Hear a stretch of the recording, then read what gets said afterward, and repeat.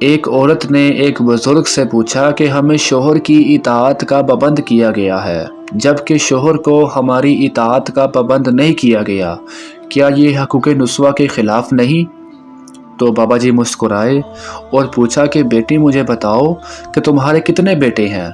تو وہ عورت بولی کہ میرے 3 بیٹے ہیں۔